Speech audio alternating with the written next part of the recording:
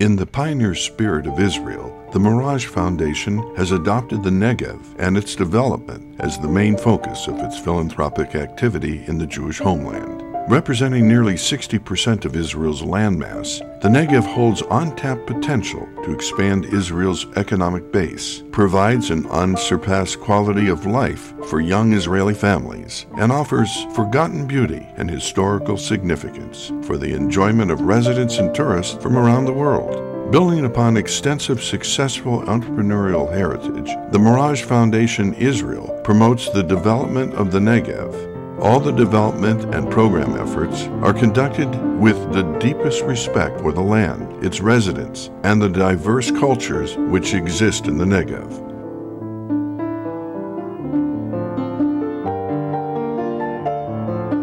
Jacob Dayan, former Consul General of the State of Israel in the Los Angeles and Southwest region of the United States, is now heading up much of the activities of the Mirage Foundation. It's quite a transition from Beverly Hills to the Negev, but in a way I think that this is natural continuation of what I was doing in Los Angeles, because I felt that I'm representing the Jewish state and I'm representing the Jewish people there. And in a way, coming here to the Negev, I feel that I'm still some kind of a bridge between the Jewish people and representing here the Jewish state. So what we are doing here basically is we have a venture capital that invests in the Negev, the biggest part or region in Israel. 60% of Israel is the Negev. And it's an undisputed territory, and it's an area that only 8% of the Israelis live in.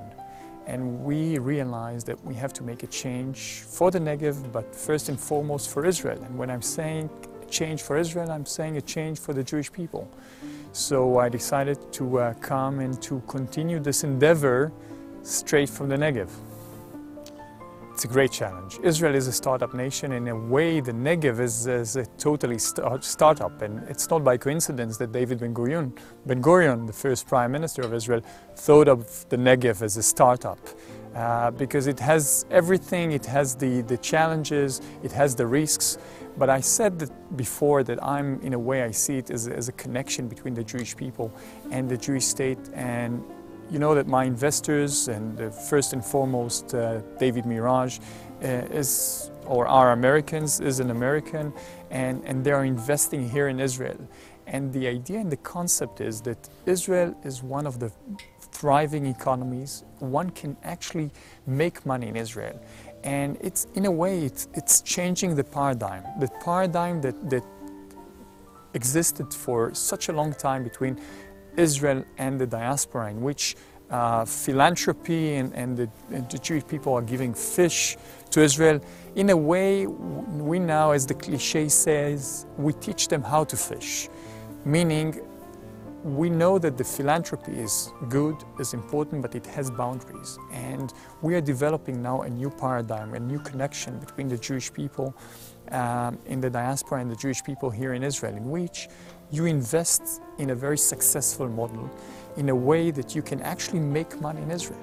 Because what I realized as a Consul General, as one representing the state of Israel in the Southwest United States, is that especially the young generation doesn't want to be connected to any past Holocaust or any future Holocaust, and they don't want to be affiliated to catastrophes of any kind. What they want to be affiliated to is to a success story. And Israel, in a way, is a success story. And you have here a terra incognita, a place that you can still develop.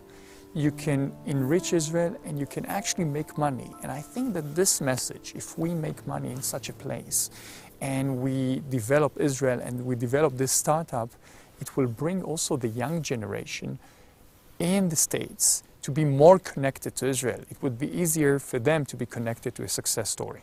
Why didn't this happen before? Why the delay? I think it's a great question. It's a valid question, especially, and you can reinforce this question saying that the first Prime Minister of Israel, David Ben-Gurion, had this vision of the Negev and taking the Negev. I think not enough was done in the Negev. There was a lack of strategic thinking in the Negev, and now this is exactly where we see our mission, because if we succeed here, other people will see that you can actually make Zionism here and also be very successful.